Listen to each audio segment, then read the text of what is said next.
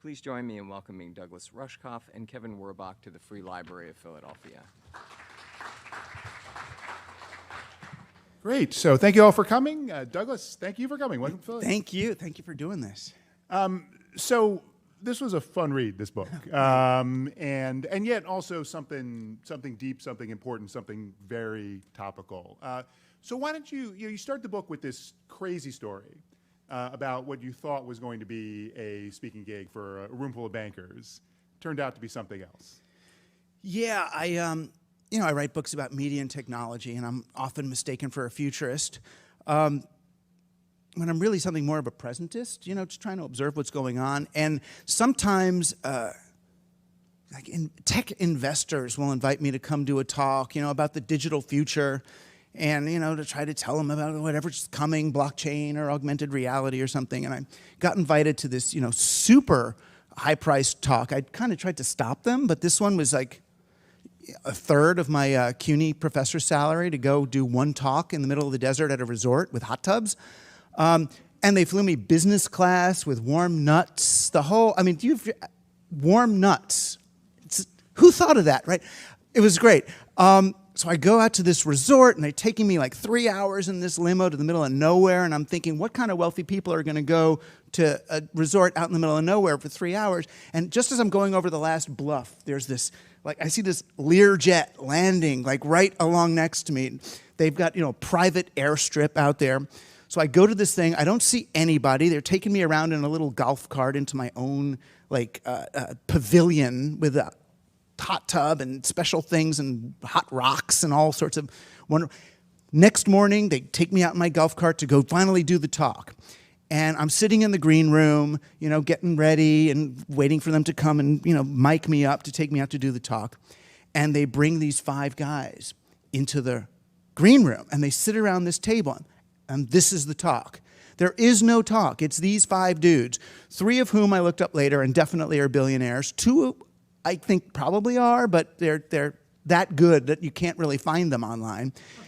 And they start peppering me with the questions, Bitcoin or Ethereum, right? Which is going to make more money? Virtual reality or augmented reality? And he's like, this is not the kind of question to ask me. I would have said Betamax, not VHS. But whatever, I'm throwing out, okay, Bitcoin kind of sucks. It burns a lot. Don't do that. And then finally they got to Alaska or New Zealand. Right? Where should I put my bunker for the coming event? And that was the word they used, the event. The event to them is the climate disaster, electromagnetic pulse, nuclear accident, or social unrest that will end civilization as we know it and force them to retreat to a fortified bunker. And we ended up spending most of the hour on the question. I needle these. I'm just mean. I needle these people. And they were talking about how they were flying out Navy SEALs to protect their bunkers from us, right? When, like the Twilight Zone episode with the people who have their own thing, how do we keep the masses away? So they're talking about the Navy SEALs they've hired. And I said, well, assuming the event happens and the world ends, why are the Navy SEALs going to do what you say when your money is worthless? And they stopped cold. I say, one of them writes down on his little pad what to do when money is worthless. And we spent the rest of the time, and they're like, well, we could have implants in everybody that allows them to be, and then I could always, shock them like a kind of shock collar with the implant, or we could have a safe where all the food is in a safe, and only I know the combination to it. And they're like, so what do we do? What do we do? And finally I said, well, look, I think the way to ensure that your security staff doesn't kill you in the bunker is be really nice to them today. And they're like, well, what does that mean? And I say, well, take your head of security and maybe pay for his daughter's bat mitzvah today, because it'll be a lot harder for him to shoot you between the eyes when you're down in the bunker. And I was trying to instill them with the idea that maybe if you're nice to everybody, then the bad thing won't actually happen and you won't need to go to this bunker. But that's not, it's not the mindset that they have, So it was crazy, and it was a life-changing experience for me to see that the wealthiest, most powerful men I had ever been in the same room with are pathetic, right? They feel utterly powerless to affect the future, that the best they can do is earn as much money as possible and hang on for the inevitable catastrophe. So one thing that I took away from this book, I mean, this is the opening story, there's a lot more of these great stories, is, God, you are a buzzkill at rich people's parties. And yet they keep inviting you. Yeah, although, actually, after this book came out, 2 talks got canceled. Okay. Right? Oops. No, but, partly the wealthy invite me because if they're really wealthy and clever, they want someone to come in and water test what they're doing. I mean, I remember being in the room with those guys and thinking, why invite basically a Marxist media theorist to water test bunker strategies? And it's because it wasn't really the bunkers that they were water testing, but the philosophy behind it. Here's this kind of respected media digital thinker guy, and they're digital billionaires. What would he say about this, as almost from a sociological perspective? And they also, I mean, the kind of people they hire for their like sexual entertainment. It's always them getting kind of beaten, right? It's always them being tortured. So I think they invite me intellectually, just like, okay, be mean to me, punish me for how terrible I am and all the terrible money I'm taking. Tell me like it is, and I can kind of purge it and then go back and be ruthless again. Okay, so you said the philosophy behind what the billionaires were saying. So what made you think that this was more than just crazy, pathetic billionaires, that there was actually something that this was not just an article, which it originally was, but this was a book? I mean, a few things, actually. First, I started to see the philosophy that they were engaged in that room with me exemplified in the technologies they're building. So, for example, I just saw, our friend Cory Doctorow wrote a piece about Epson printers, that they are, a certain model of Epson printer is built to stop working after a certain number of pages. It will shut down, you can't do anything, it ceases. And their justification is that there's a tiny little sponge in the printer somewhere that will be all filled with loose ink, and after that some ink might go on your table. So you can't replace the sponge, right? The 2-cent sponge. No, they won't let you do that. Instead, you've got to throw out the printer, right? Throw it on a nice toxic waste heap in Brazil for children to pick at to try to find renewable parts, and then dig up more rare earth metals in Africa or Australia to build a new printer. Now, the guy at the printer company who's making that decision, what is he thinking? Right? What does he think? He's thinking, I can earn enough extra margin on selling more Epson printers to escape the impact of what I'm doing. That I can somehow build a car that goes fast enough to escape from its own exhaust. It's kind of what I started to call the insulation equation. And I see them all playing it. How much money do I need to earn in order to insulate myself from the reality I'm creating by earning money in this way? And I started to see it everywhere. And then COVID happened. And I started to see it in myself and my neighbors. I started to see, well, I don't feel so guilty that I have this Amazon Prime account anymore, or my Fresh Direct, or this little DoorDash. I'm scared of what it's like out there. And all these other people, they're all going to go get my stuff and do the things and bring it to my Amazon doorbell where I can video and make sure I'm going to leave it there for a few hours. Remember when we were bleaching the stuff? Leave it all there and then bring it in and clean it. And I felt like each of us were living in a little kind of billionaire bunker and using technologies that seemed almost predestined to be used in this way. And that was what I saw. And I thought all the way back to the early days I remember I was with Timothy Leary, of all people, when he was reading Stuart Brand's book on Nicholas Negroponte's Media Lab, which was the early, wonderful MIT lab for developing digital technology. And Leary's reading the book, and he's in case you don't know, he's like a big 60s psychedelic legend counterculture figure. He's reading this book, and he's circling everything in felt tip and all these colors. I'm thinking, wow, he loves the new technology. It's all afternoon he's reading. Then he finally finishes the book, and he goes, blah! And he throws it across the room. like, what happened? And he goes, first, less than 2% of the names in the index are women.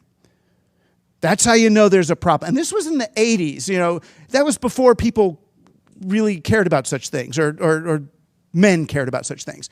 And then he said, second, I'm reading this, and he says, and I realized what these guys want is to use technology to recreate the womb. That he was a psychologist. And he said, their mothers obviously were unable to anticipate their every need at the moment that they needed it, and now they want to build technology that's going to basically surround them in a bubble of safety and anticipate their every need and make it so they never have to see a real person, a real woman, real moisture, or anything again.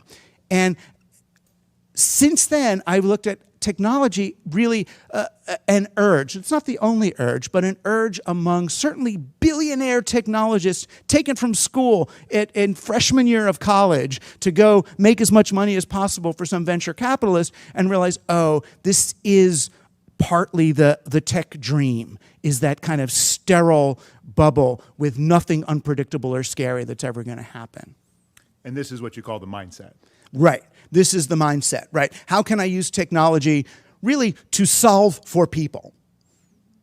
Right? People are the problem, technology is the solution. The mindset is that reversal that happened with tech. When the counterculture, when we were playing with tech in the late 80s, early 90s, we were thinking, how can technology unbridle the collective human imagination and lead to new, unpredictable, creative outcomes? Once a certain kind of capitalist got a hold of technology, it was about how can we use technology on people to make them more predictable consumers. So instead of looking for exploits in the machine, we look for exploits in the people. And the mindset, I mean, it's got a long history, but the mindset is basically that today. It's this understanding of people as dangerous and flawed, and technology as a way to get them to be more predictable and not interfere with us. And we, on the other hand, if we are the technologists or tech investors, we can kind of level up, like in a video game, to a level above those people. I mean, when I see Peter Thiel's book, it's called 0 to 1. What does he mean? He means that you have to exist one order of magnitude above all. Everyone's in competition. He kind of distorts this guy René Girard's philosophies. Everyone's in competition with each other, and they're all going to fight and find scapegoats and all. So you can transcend that and level up. Or Mark Zuckerberg, when Facebook stops working as well as it's supposed to, what does he do? He goes literally meta. I'm going to be meta. What does it mean? It means crypto, VR, something, blah, blah, blah, blah, hand wave. But all it really means is I'm one level above Facebook, which kind of failed, and regular social media. I'm going to be like Web 2 was to Web 1, Web 3 is going to be to Web 2. This sort of exponential logic, or financiers have it with derivatives. You know, stocks, which are already an abstraction of the marketplace, they're not good enough because it takes so long for my stock to increase in value. So what do? I get a derivative of the stock. That means going meta on the stock. So instead of buying the stock and waiting 3 months, I can buy the stock, the future on the stock, and compress that 3 months of time. Or I can get a derivative of a derivative. And as you know, the derivatives market became so much bigger in a digital age than the real stock market that in 2013, the derivatives exchange purchased the New York Stock Exchange. So the New York Stock Exchange, which is already an abstraction of the market, which is arguably an abstraction of human needs, was consumed by its own abstraction. And this is what digital people understand. This is what digital is all about. It's a symbol system above reality. It's a digital map that's above our real world. And where they want to go is there. Take me there, like Ray Kurzweil. I want to upload my brain to there because that's better, that's meta, that's derivative, that's abstracted, and it's more powerful, and it don't have to mess with all the real scary people down here on the planet. Is the animating force behind this, though, just capitalism? And you mentioned being a Marxist media critic. Is it, you know, Shoshana Zuboff, of course, talks about surveillance capital as one sort of dimension. Is this just sort of digital allows the full realization of that capitalist dream, or is there something different? I used to just blame capitalism because of my early days as a cyberpunk and more of a kind of a countercultural technology enthusiast, and I watched Wired magazine come along in 1993 and kind of, usurp Mondo 2000's role as the arbiter of digital culture. So it was no longer cool cyberpunk people, but now how are we going to make money off this thing? And they declared the long boom, and they said markets will grow exponentially, uninterrupted forever. Yay! And I was like, oh, come on, how are you going to do that? And how do you do it? The attention economy, surveillance capitalism, extraction, and all that. So I blamed it for a while, but then the more I learned, the more I think about like that Timothy Leary story and this understanding and this argument for how to use technology, you can look back further than that. And I look to, say, the origins of empirical science. There was this guy, Francis Bacon, who's basically credited as being the founder of empirical science. And when he was arguing to the Royal Academy of Scientists about what empirical science will do, he said, or at least he's quoted as saying, empirical science will allow us to take nature by the forelock, hold her down, and submit her to our will. I mean, come on. That's an odd thing to say. So for him, empirical science will allow us to dominate nature in the same way we might want to dominate a woman, right? To hold her down. Because why? Because women are scary. Nature's weird. It's dark and whatever. So what we're going to be able to do is with empirical science, we can put a measurement. We can quantify everything. It's like taking a butterfly. You kill it and put a pin in it. That's what we're going to do to nature. And that dovetailed so well, back with capitalism, sorry, it did. It dovetailed so well with colonialism. You get a guy like Hobbes. Great philosopher, oh yeah, we love Hobbes. What did Hobbes say about Native Americans? He said, treat them like part of the landscape. They're not fully conscious. Yeah, they're kind of people, but the Native Americans are like trees or tigers or ants or something, and you don't have to worry about killing them. You can kind of bulldoze over them the same way you do over trees or anything else in order to make way for civilization. So I really do look at that dominator mentality coming from a certain kind of science, and it ended up today, sadly. There are really bad people. Like, you look at the kinds of scientists that Jeffrey Epstein wanted to fund. And why was he funding? He was funding a very particular kind of staunch, atheistic, materialist scientists. People, like Richard Dawkins. I got in a great argument with him in the book, where he's saying there's nothing going on here. Prove to me there's anything going on here beyond the material reality, because I'm sort of more spiritual. I was saying there's something spiritual. It's weird. It's wonderful that people are strange. We can embrace ambiguity. How do you know there's nothing? And I'm supposed to prove there's something ineffable with words. And what he argued was that even human consciousness is itself an illusion perpetrated by our DNA. That we are just like cassette recorders playing memes. The memes are, if anything, the memes are in charge, and we're just passively running them. We are all just subject to our selfish genes. So if you really believe that human beings are nothing and that the genes are everything, that really helps justify someone like Jeffrey Epstein, who wants to keep, dormitories of young women who are going to bear his seed. He had these giant facilities where he wanted to raise his children, but he was going to hire, 20, 30 young women at a time to stay in these rooms. He would impregnate all of them, and then they would all carry forth his genes. And that was this kind of a life extension fantasy that, again, it's very consonant with the original Francis Bacon understanding of what science is. So I don't just blame capitalism, but capitalism sure helps. Yeah. No, and this is, just editorialized. Yeah. This is part of what's so awesome about this book. For those of you who haven't bought the book yet, is this the different kinds of examples that you're able to pull together into this thesis. And you've got the history of public relations, AOL Time Warner merger. It's remarkable that you're able to find a thread through all of them. So then let me ask you the opposite question then, which is there anything new here, right? I mean, the idea that private islands are not open to anyone who just wants to show up is not something novel. So what's different about this billionaire fantasy today? A few things. One, with the difference between Augustus Caesar and Mark Zuckerberg, who wants to emulate him.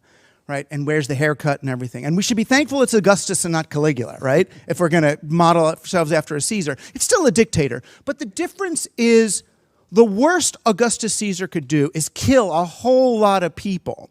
The worst today's billionaires can do is make the planet actually uninhabitable for anybody. So they have more catastrophic ability behind them. The other thing that's a little different is today's billionaires actually have what I would call a positive fantasy. That they actually, that's why I called it escape fantasies of the tech billionaires, not escape plans, which someone wanted me to do, or escape strategies. These are fantasies because in some ways, this is what they want.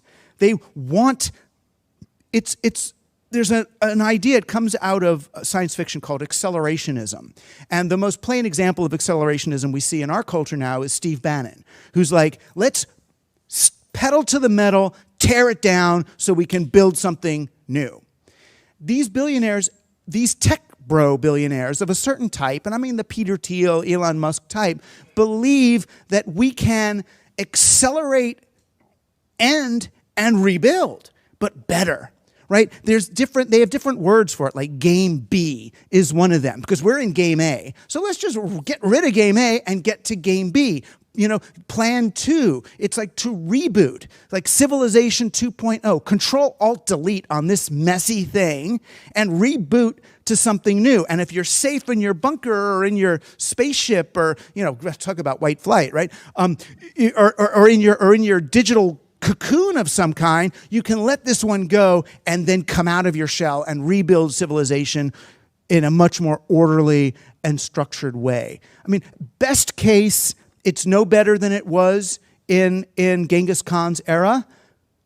And that's a pretty sad statement too, right? It's like, okay, what's different? Nothing's different. Here we are, right? Which is really kind of awful. But I do think digital does make some difference, you know, that, and this idea that digital allows them to go meta in a way that hadn't happened before. We used to colonize existing territories and subject their people to whatever, enslavement and torture, and extract their resources. Now we're kind of pre-colonizing this next realm, whatever we're calling it, augmented reality, Web3. We're going to kind of pre-colonize it and then migrate humanity into there.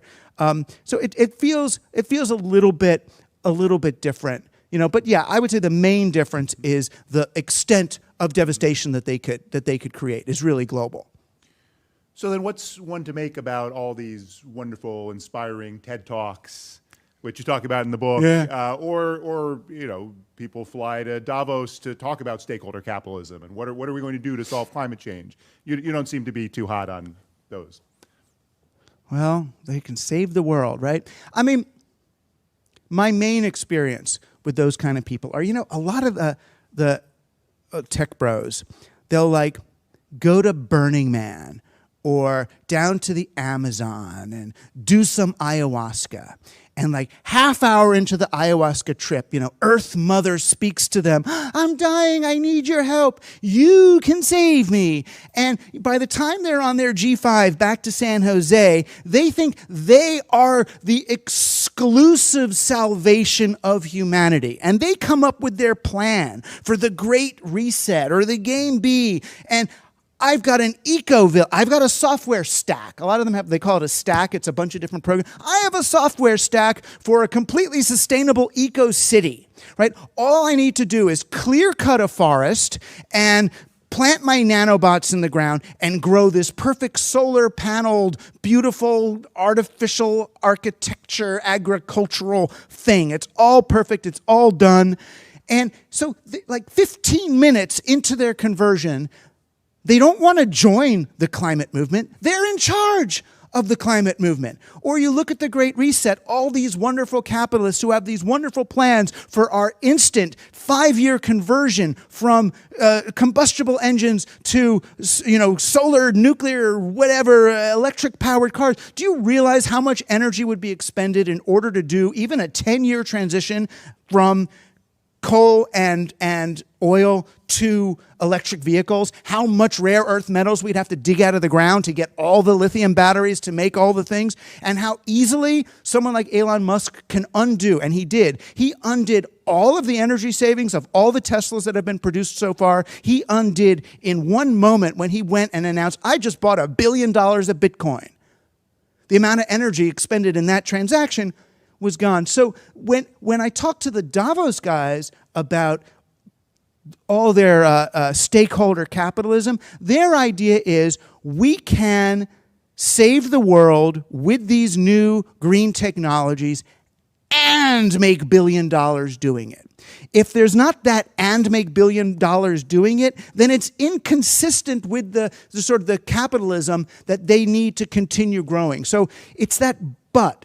It's that but. And what they don't realize is you could do it and spend down your obesity of extra $1 billion and not be burdened with all of this money that you don't ever need. You know, they don't, but it never goes that way. It's always got to be, I'm fine to do it. Or if they're tech bros, it's fine as long as it's a moonshot. We will fund, Singularity University, we will fund your thing. We'll give you $100 million. Everyone compete, join this contest. The winner who has a solution that can scale globally will get $100 million. Right? So they don't even, it's such an industrial age mentality. They don't accept the possibility, what if it's 10,000 small solutions that save us rather than one earth-shattering, launch of sulfuric particles into the sky. You don't want a single solution, a one-size-fits-all global solution. That's called brittle in tech terms. You want many, many varied solutions. You give $1 million to 100 people rather than 100 million to one. So let me ask you about something that I was interested in the book, which is gamification. And I'm asking because I got to give you a mea culpa, which is I have an online course on Coursera. I've taught over 500,000 people how to use digital game techniques to motivate people and get people enthusiastic about what they're doing. And half of the course is don't use it to manipulate people. Right. And you point out that basically this is used widely to manipulate people and exploit and abuse them. So do I have something to apologize for? Is it possible for someone to do this and be good? You talk about BJ Fogg as a similar kind of tragic figure. Can one use these kinds of techniques and not have them be abused in that way? Well, I'm in some ways even more of an extremist than that. So, but to start, my two main problems with gamification are you're manipulating people. It's plain and simple. You're using a game to motivate people to do something else, right? It's what Alfie Cohen, a great work psychologist, would call an extrinsic motivator. So like when you say, okay, you did this great thing, we're going to give you more compensation. Even that word, compensation, is such a weird word to use for your reward because it means they're compensating you for the work, and that's demotivating. What you really want to do is be in a company where if you do a great job, what do you get? You get more responsibility in the company. Right? It's nothing gamified. You don't win the race of the cars moving through the Amazon, fake racetrack when you move your packages properly. It's not that, it's there. So what do you get if you do good at work? If you do well at work, you get to be part of the skunkworks tech innovation lab in the middle of the company. The better you do, the more authority you get over what you're doing. I mean, and it's true, it works better for jobs that people like. Like if you're working in a bike gear company, cyclist gear people, gearheads, oh my God, if they get to be, oh no, now you get to try to invent a better bike chain or a better brake or a better this, oh my God, they're going to jump in and love it. But anyone could do that. I mean, I've spoken to a cement company, and cement nerds, they love cement. They love it, concrete and cement. They would talk about it and mold and this. I'm like, oh my God, you guys just love this stuff. And they did, and at that company, they did that. When you are great at cement, you do that. So from the simplest perspective, the gamification in most cases is turning technology on the people. How do we use the technology to get people to do this or get them to do that? So if my daughter has a streak, is a way of gamifying her Snapchat use to keep her more addicted to the platform. So we're taking games in order to get people to do things that are not directly related to the game, in order to get people to do things that are not. But then we get to even me as a social justice advocate and beyond. Whenever I'm with people, even great people and climate people and all that, who say, how do we get people to ... is where I'm like, wait. Once we think we're the ones who should be getting people to do this or getting people to do that, we are being like my tech bros. We are rising one level above the people and deciding, how do I get people to do this and I get people to do that? Once you're in that frame, you're kind of, I think you're on the wrong track. So in very particular cases where it's like, okay, this is completely voluntary and everybody wants to lose weight and it's going to be easier to lose weight if we gamify this thing, then cool. But let's look at the long-term effects of using gamification to lose weight. Do you lose weight as long, as well? Do you put it back on sooner or not? I mean, I think the more intrinsic you can make the rewards, the more directly tied to the thing, the better off you are. But I don't blame you or even BJ Fogg. You know, BJ Fogg runs a lab at Stanford that's sadly called the Captology Lab, right? Which is it's a lab at Stanford that's designed to figure out how do you do behavior modification with digital technology. And so they do things like, you port the algorithms from Las Vegas slot machines into social media feeds to figure out how do we addict people to social media. And everybody in that movie, Social Dilemma, ended up blaming him, saying, oh, BJ Fogg's the one who taught me how to do this horrible stuff, and now I see how terrible it is for everybody. And I called BJ Fogg and I go, dude, this is kind of bad what you've done, isn't it? And I've always blamed him in my books too. And he said, turns out he's like a gay Mormon who is so ethical and has always meant for his stuff to be used voluntarily by people to like help them balance their checkbooks, help them behave in ways they want to. And these guys didn't even take his classes. They like read one of his books, do the worst. He wanted them to take his classes because he spends the first half, like you do, on ethics. This is how we're using it. We've really got to look at, are you getting someone to do something that they want, or are you trying to train? I mean, all that stuff. And that's, again, it's my problem with plucking kids out of college when they're freshmen. Poor Mark and Bill and all of them, they have a great idea when they're freshmen. Oh, I got a good new piece of software that's going to connect people or get kids laid or do whatever this great thing is. And some venture capitalist sees them, plucks them out before they've taken history, ethics, economics, philosophy, anthropology, sociology, anything. Pluck them out, and now the kid whose frontal lobe isn't even fully developed, right? They're 19, 20 years old. They don't have the myelin sheaths on their frontal lobes, haven't even established. They don't have impulse control. Poor little things. And now they're transferring parental authority onto who? Onto Peter Thiel? What do you think's going to happen, right? Where you're going to get what we have. All right, one more question, and then we're going to go to the audience and invite you to ask your questions. One of the fascinating things you talk about towards the end of the book is what might seem like the opposition to this mindset, the people who just want to tear it all down, the QAnon people, the people that are radically opposed to this idea of let's have everything be ordered and precise and so forth. You say they actually mirror what they're fighting. How does that happen?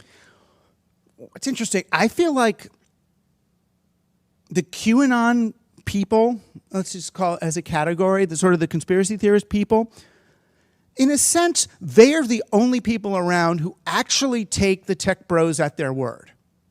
If you believe what Elon Musk and Peter Thiel and Jeff Bezos and all these folks are saying about the future of technology, about what nanos and AI and all this is going to do, if you believe the World Economic Forum's, what they say about the Great Reset and how we're going to be able to tag everything in existence and put it on the blockchain in order to make sure and monitor, you'd be QAnon too. You'd be a conspiracy theorist too. So I feel like these are the guys who believe them the most. And interestingly and cynically, some of the tech bros, the one who want to bring on the end, the ones who are sort of on Bannon's side, they are cynically exploiting this contingent. When I look at the way an Elon Musk trolls on Twitter to activate this group of angry, young, sexually frustrated Gamergate boys.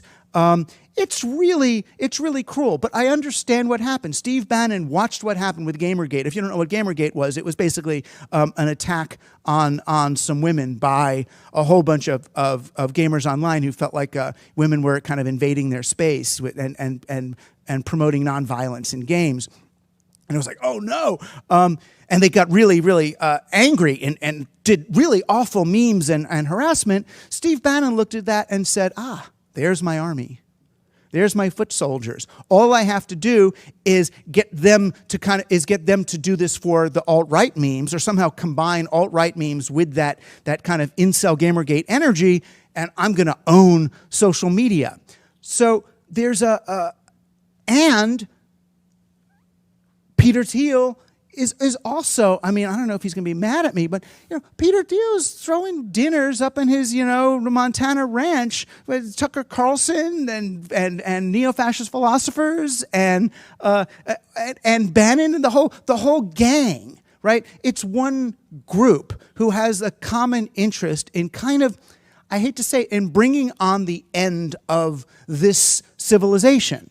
They feel like this one is corrupt, which is why they're telling the kids that our civilization is based on a multi-thousand-member ring of pederasts who run the government and the banks. And I mean, this is really old. I mean, you know where this comes from, right? I mean, this is old protocols stuff, and it just it's gotten retrieved in the digital age the way it was in the Russian pamphlets of 1910, and it's a very cynical, dark approach to population management, right? Which is, again, for them, we're gamifying something. It's a game. Who can come up with the best meme for, go Brandon or whatever? Let's go Brandon. Who can come up with the best one of those? And you get the positive reinforcement. You get lots of clicks. You get lots of likes. And the more likes you get, the more you're going to do. And I think we've set something in motion that is kind of awful, which is why I really don't want to support these companies and these people. And I feel like it's important to just expose the mindset that's driving it, and not in a scary way, but ideally, and I hope this book does that, in a funny way. If we can laugh at these people, it makes them smaller. They're crazy. They're children. None of it makes sense. It's not right. They can't get off the planet. They can't upload their consciousness. They can't survive in their bunkers. The worms will get them. It doesn't work. So you see them in a meeting with me. These are them. And they never thought of this, and they didn't think of that, and they think their security guard's going to take care of them after the apocalypse. It's like, all right, it means we're on our own. It means it's us, right? We're in charge here, not them. And the sooner we can realize that and stop worrying about them so much, then we can get on with actually making this place a place we want to stay and live rather than something we have to escape from, which is their model. What would it look like if the women were in charge? So if the Cheryls and the Megs and the Marissas were in charge, would we still be in the same place? Number 2, what do you really think of Mackenzie Scott? Number 3, what is really wrong with Peter Thiel psychologically? And number 4, will you please rank the tech bros, the Bezos, the Gates, the Brins, the Thiels, from evil to most evil? Wow. Sadly, if the only way to answer the what if women were in charge would be to ask which women, right? Sheryl Sandberg was in charge. She was in charge, So, I don't know. In some ways, she was worse than Mark. In some ways, I saw moments when Mark Zuckerberg is like, well, wait a minute. This isn't how I wanted things to work out. And I feel like she was the one saying, don't say that. Don't say that. Say everything's fine. It's all going. I feel like if I could have gotten him in a room, 5 or 10 years ago, I might have been able to shake some sense into him. But he had the wrong people around him. So if women are indoctrinated by the mindset, then they're going to do the dominator, do the dominator thing as well. But if whatever we now identify with and I hate to get new agey, but the female archetype, our understanding of sort of the human narrative were in place, right? If we stopped, I have a whole chapter on Aristotle in here, and there's this very male need for finishing. Let's put it like that, right? For finishing, for a climax, resolution, and sleep. And that's the male narrative arc since Aristotle. And the tech bros all see an end game as a requirement, like a Marvel movie. We need the end game. We need the big bang moment thing so then I can go to sleep. And I feel like there's other narrative forms that I identify with Ibsen's Dollhouse, which I just taught today, actually. Ibsen's Dollhouse is this beautiful thing. It's this well-made play in the 1890s, and he was a staunch feminist. And the play is supposed to end, like, happy, and the main character, Nora, says, no, wait a minute, this is not working for me. And she kind of takes off her costume, sits down at a table, and says, honey, we have to have a real talk. I'm a doll in this. This is not... So it's a different narrative style, and everyone threw rocks. They hated him. They banned the play. It's like, oh my God, this is awful. You broke theater. But that's what we have to do. We have to break that. We have to break that narrative. In terms of the spectrum of these men,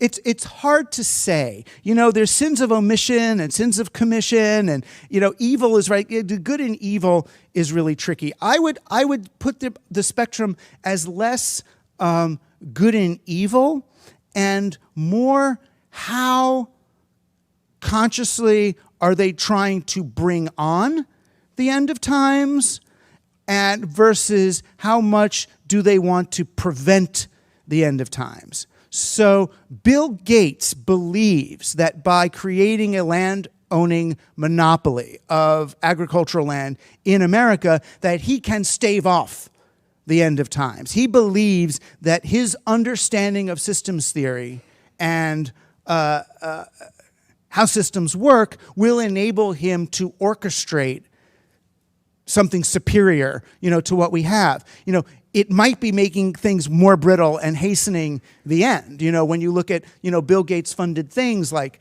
you know, sending mosquito nets to Africa because he knows they have this malaria problem, and then the people there end up using the mosquito nets to catch fish, and the mosquito nets have this poison, so they end up poisoning their own rivers and killing the fish with the skin. It's like, oops, meant well, right? He meant well. So that's not evil, but you know, it did worse than buying $1 billion of Bitcoin, you know, from the guy who does want to bring on the end. So I look at them, for me, I look at them, how close are they to Bannon? How close are they to this accelerationist thing? How much are they wishing, how much do they need the end to happen in order to bring on their plan of going to Mars or uploading or this, and versus how much do they want to, in a misguided way, save us through their hubris? You know, and save us through their hubris seems to me less, if you're going to use good evil, less evil than let's bring it on. Thank you for your talk. It's great. I guess I'm not really forming the question I really want to, but it's what I'd like to say is we always have problems with systems, you know, and tools are what we use to deal with systems, right? The more technology we have, the tools we have amplify what we can do. Mm-hmm. So where we're at right now is obviously we have a huge amplifier where everybody has a megaphone, where everybody can influence large amounts of people. It seems that no matter what we do, what kind of system we have, the problem always comes back to us. You know, I see the problem and it is us. Mm. Whether it be a capitalist government, a communist government, a socialist government. If you look at what, you know, Russia does to weaponize information, well, that's pretty bad. If you look at what China does with social demerits, and if you cross against the light, you're going to get less, you're not going to be able to do things. That's really bad too. Capitalism, like democracy, is a lot of times the lesser of all evils. And I wanted to see what better way can you do things, what system is better than capitalism if you have the other competitors are communism, socialism, those kind of things, as we've seen them demonstrated. I think the object of the game, if we want to use a little gamification language, the object of the game may be less important which top-down system of orchestration we adopt then how do we do everything else? How do we engage with our neighbors? Do we share with them? In other words, capitalism or not, we do not need every family on the block to have a minimum viable product Home Depot lawnmower. It would be way better to have one well-made metal lawnmower that the whole block shares, because most people are only spending a couple of hours mowing their lawn. Now, the problem with that, of course, is the lawnmower company is going to be upset. They go, oh no, if fewer lawnmowers are being sold, then we're not going to have as many jobs for lawnmower makers. And oh my God, and the economy's not going to grow. And sure, that's a problem, but it's a problem for the balance sheet, not for us human beings. So the more we do for and with each other on a local level, the less it matters whether they're MAGA people or, Bernie people. When I was digging out my neighbors from Hurricane Ida, did you get that one here too? Hurricane Ida was really bad for us. We were all just totally in the mud. I'm standing next to a volunteer fireman, MAGA hat. And next to another one here, and me in the middle, and that one there. And we had very different politics, but we shared our desire to dig Marcia's house out of the mud together. And it just became so clear I sound like Bill Clinton here, but we had so much more in common in the real world than we do on the world on the screen, than we do in the stories we tell about how this is. So the more those top-down stories and plans dictate how we function, the more brittle a society we are. The more we know our neighbors, the more resilient a society we are. So without being communist or capitalist, I would say, spend as much time as you can with your loved ones, with families, with friends. And I don't mean to get religious, take a Sabbath. If all of America took 1/7 of their time off, first it would throw America into a recession, right? Because we're going to buy and sell. If you took one day and don't buy and sell things, it would change the balance of power in this country overnight. One day, because then you'd have to and you're not going to get in a car, you're not going to go anywhere, you're going to have to walk around and meet your neighbors. Who does live over there? Let's hang out. Where do we hang out? Where's the park? Oh, the park got turned into a shopping mall. Oh, that sucks. We need a park so we can hang out, play cards, make love, have conversations, have multiple generations in the same space interacting with each other. So I'm trying to encourage not gamification, but people to play with each other again. And it's so hard to justify it. It's so hard because we feel like it is our responsibility as citizens to keep the GDP growing. But since when are we in service of the economy? The economy is in service of us. And particularly in a digital economy that's supposed to grow exponentially, there's no way to keep up. There's no way. The only thing in nature that grows exponentially really is cancer, and it kills its host, right? So exponential is not for real world. Exponential is for digital. But we can't conform to digital. We can't conform to the digital realm. We don't work like that. We are something else. We are biological. So pick whatever system of government you want. If I know my neighbors and we're going to stand up for each other and protect each other and work with each other, it matters a whole lot less. Where do you see education going in the next 10 years? Where do I see it, or where would I like to see it? My problem with education right now, and I talk to principals and presidents of universities, and they are still going to corporate CEOs and asking, what do you need people to be trained in? How do I create students that are ready for your jobs? Since when is public education supposed to absorb the cost of worker training? That's not what it's for. Public education, you know why education was started? Education was started so that the coal miners in England could live with dignity, so that in addition to working, they could come home and read a paper and be an informed citizen and vote. It was so that you could enjoy a novel and advance your human capacity to conceive of the world that you're in. And now we've decided that schools are in service of the market to create good workers for these companies so they don't have to pay for training. Screw that, right? And the more you go down that line, the more you can justify, oh, well, let's get iPads in. I teach every year, first day of class, I get a note. Now I get 3 or 4 from students from their psychotherapists that say, please excuse Johnny from class participation because he has a social anxiety or he can't make eye, he's got this.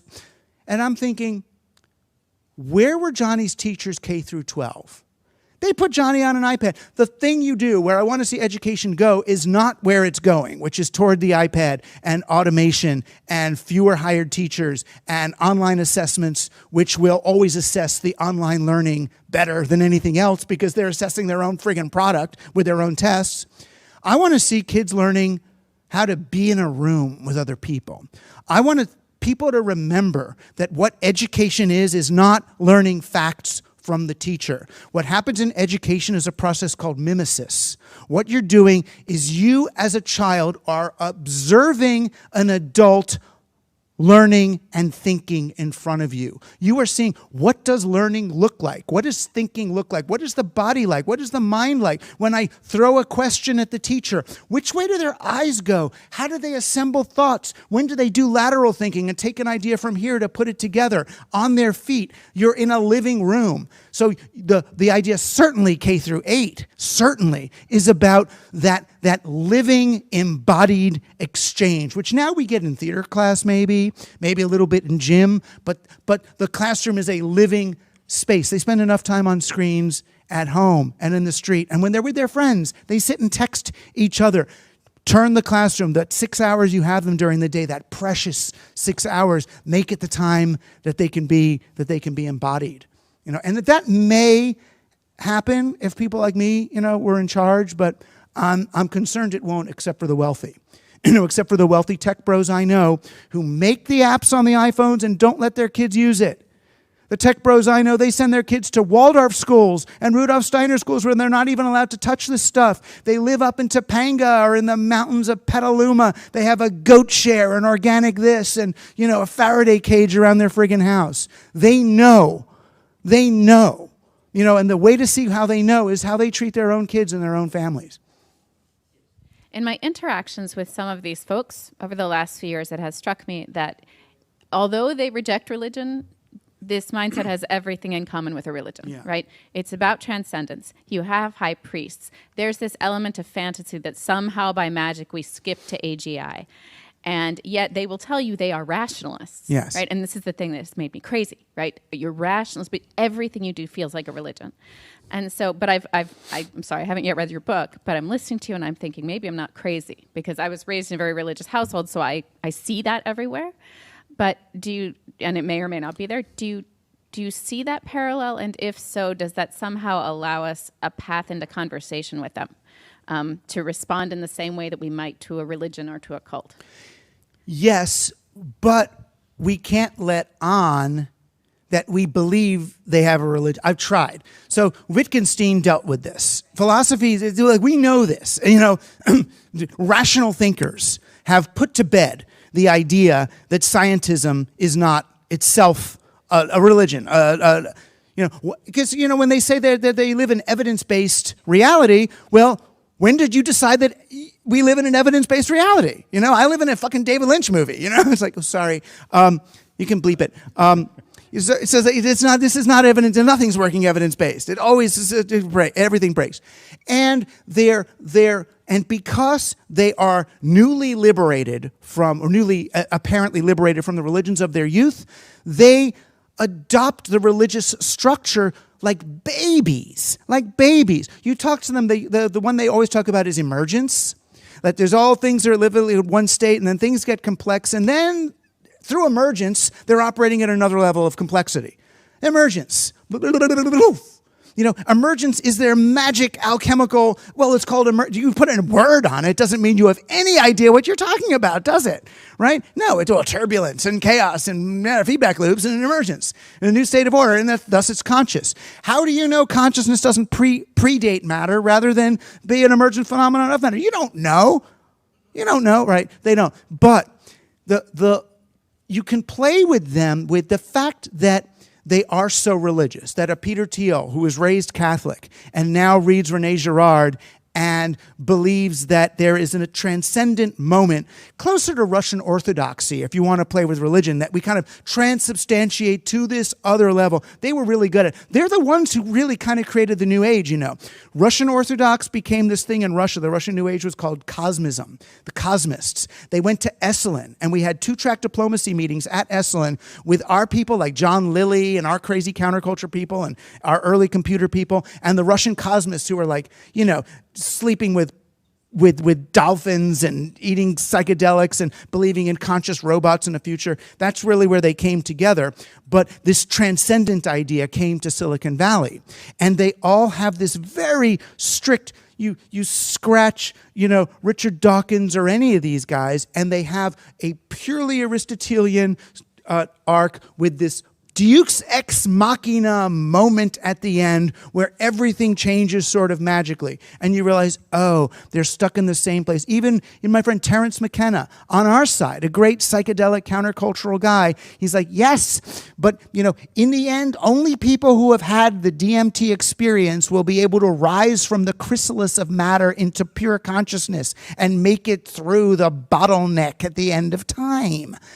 That's Catholicism, right? That's like right there. So the structures, it's so hard to not adopt them, but you've got to sort of pull back and see the structure of their logic rather than the content of it and work with them on that. All right. We could go on a Forever. long time. Hopefully we will, But you know, as a species anyway. Certainly. But that was amazing, Douglas Rushkoff. Thank you so much. The book is Survival of the Thank Richest. you. Thank you so much.